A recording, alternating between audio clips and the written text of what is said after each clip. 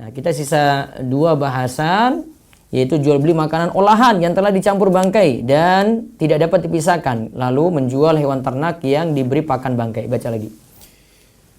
Jual beli makanan olahan yang telah dicampur bangkai dan tidak dapat dipisahkan. Jadi ada makanan olahan, ya, itu dicampur bangkai, tidak dapat dipisahkan. Coba kita lihat penjelasan beliau.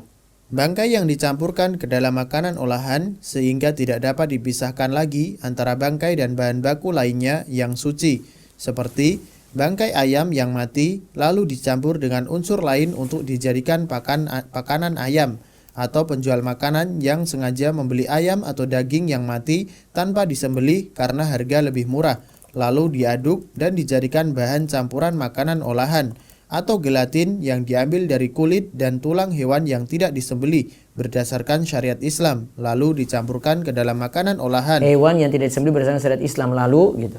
Lalu dicampurkan ke dalam makanan olahan.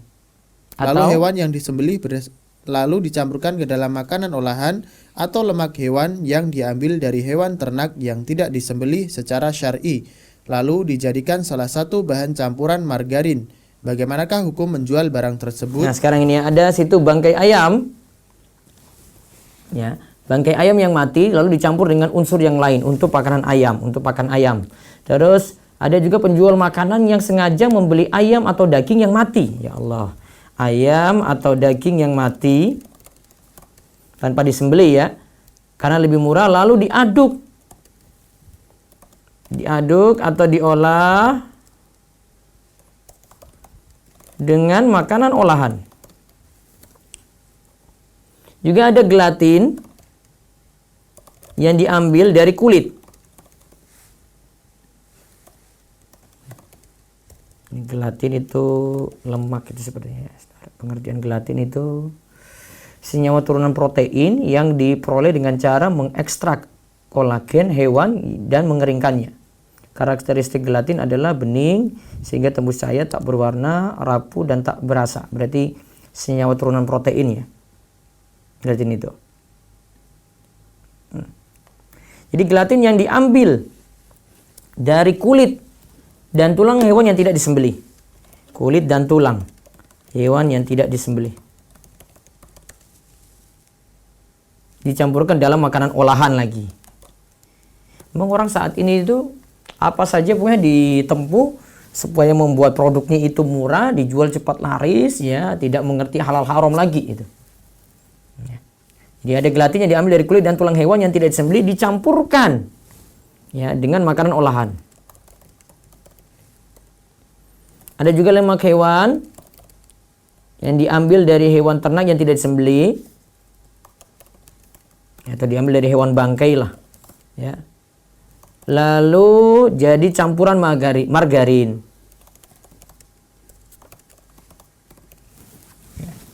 Lalu jadi campuran margarin. Terus sekarang masalahnya, hukum menjual ini bagaimana? Baca. Barang tersebut dinamakan dengan mutanajjis. Nah, lihat ya, barang tersebut disebut mutanajjis. Ya. Benda yang terkena najis. Benda yang terkena najis, ya. Yang wajib dipisahkan dari najis sebelum dijual. Bila tidak dapat dipisahkan, haram hukum menjual barang yang telah bercampur najis. Nah, berarti wajib dipisahkan najis tadi sebelum dijual. Imam Nawawi berkata, tidak boleh menjual mutanajjis atau benda yang tercampur najis yang tidak mungkin disucikan dari najis, seperti cuka dan susu yang tercemar najis. Nah, tidak boleh menjual mutanajjis yang tidak mungkin disucikan dari najis, seperti ada cuka tercampur najis, ada susu yang tercemar najis, gitu. Kata Imam Nawawi nggak boleh. Coba kita lihat keharamannya ini berdasarkan hadis. Walaupun hadis ini sudah kita bahas sebelumnya dan ini mengalami kritikan hadis ini.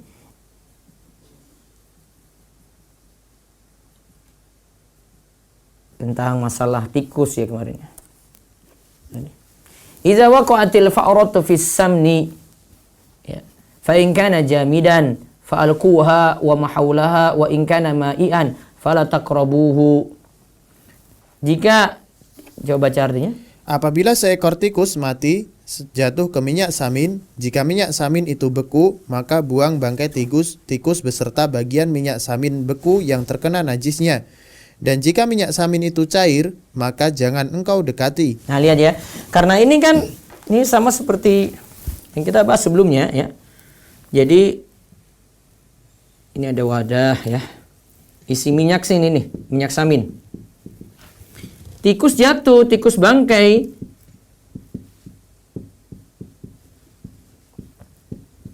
Maka kan sini ada dua kemungkinan. Minyaknya itu beku, ada minyaknya itu cair. Kalau minyaknya beku, ya tikusnya tinggal diangkat. Misalnya jatuhnya di sini, ya area ini itu diangkat saja sudah. Yang lainnya kan tetap beku. Nah, kalau cair ini tidak dimanfaatkan lagi minyak tersebut. Ya.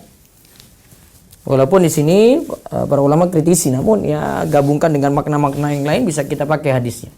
Walaupun di sini Ustaz Irwandi tulis hadis ini hasan. Tapi ada catatan dari Al-Hafiz Abu Thahir, sanad hadis ini dhaif.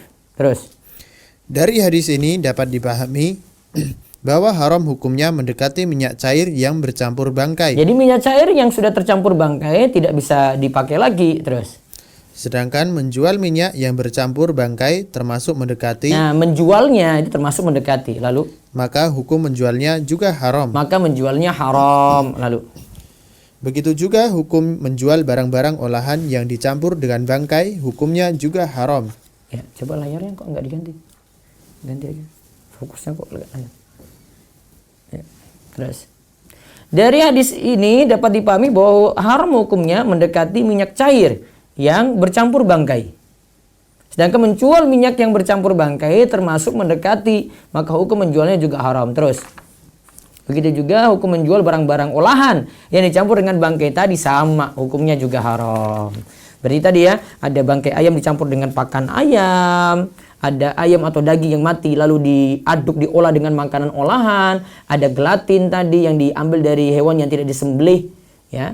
Terus dicampurkan dengan makanan olahan lagi, ada lemak juga diambil dari hewan yang matinya itu bangkai lalu jadi campuran margarin. Nah, ini tidak boleh.